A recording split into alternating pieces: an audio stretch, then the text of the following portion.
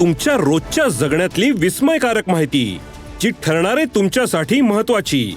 ऐका साम टीव्हीचा आज स्पेशल पॉडकास्ट, जे तुमच्यासाठी महत्त्वाचं तेच आमच्यासाठीही. पार्श्वभूमीवर राज्यातल्या राजकीय घडामोडींना वेग आलाय. संख्याबळाचा विचार करता या निवडणुकीमध्ये महायुतीचं पारडं जड राहणार आहे. तर चौथ्या जागेसाठी भाजपनं मोर्चे बांधणी सुरू केली आहे. पाहूयात हा रिपोर्ट. भाजप महाराष्ट्रात राज्यसभेची चौथी जागा लढणार.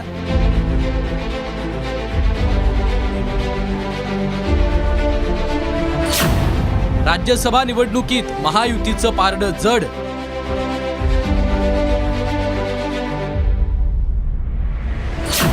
बहुमत नसल्याने निवडणूक लढणार नाही, शरद पवारांची स्पष्टोक्ती. शिवसेना आणि राष्ट्रवादीतल्या फुटीनंतर पहिल्यांदाच होत असलेल्या राज्यसभेच्या निवडणुकीकडे सगळ्यांचं लक्ष लागलं. 2022 मध्ये झालेल्या निवडणुकीची पुनरावृत्ती होण्याची शक्यता व्यक्त केली जाते. राज्यात राज्यसभेच्या 6 जागांसाठी निवडणूक होतीये. या निवडणुकीत राष्ट्रवादीचा शरद पवार गट आणि ठाकरेंच्या शिवसेनेकडे एक उमेदवार निवडून आणता येईल इतकी मतं नाहीये. दुसरीकडे काँग्रेस एक उमेदवार पाठवू शकते. 3 उमेदवार निवडून येतील इतकी मतांची संख्या आहे. तर अजित पवारांची राष्ट्रवादी आणि एकनाथ शिंदेच्या शिवसेनेकडेही प्रत्येकी एक उमेदवार निवडून येईल इतकी मतं आहे. महायुतीला 5 तर काँग्रेसला 1 जागा मिळू शकते. भाजपचे 104 आमदार असले तरी अपक्ष आणि अन्य छोट्या पक्षांच्या मदतीने भाजपचे 3 उमेदवार सहज निवडून येतात.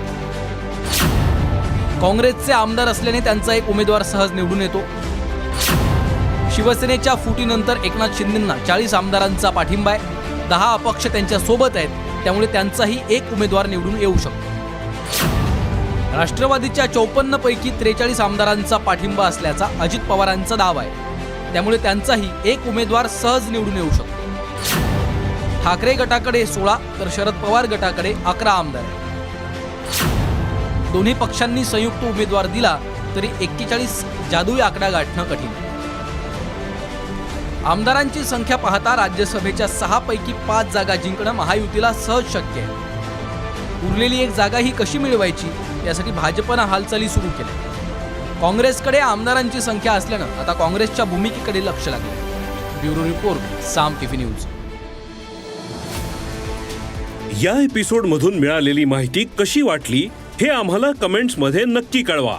आणि रोज ऐका बिंचपॉट ॲपवर किंवा तुमच्या आवडत्या पॉडकास्ट प्लॅटफॉर्मवर साम टीव्ही आज स्पेशल पॉडकास्ट. आणि हो, आम्ही यूट्यूबवर पण साम टीव्ही या नावानं आहोत.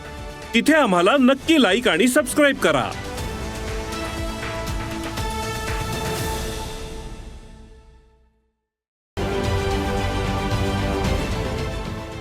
देश विदेशातील प्रत्येक घडामोडींचे लाईव्ह अपडेट मिळवण्यासाठी आता साम टीव्हीच्या सर्व सोशल मीडिया प्लॅटफॉर्मला लाईक, फॉलो आणि सबस्क्राईब करा. तसंच सर्व नोटिफिकेशनसाठी बेल आयकॉन प्रेस करायला विसरू नका.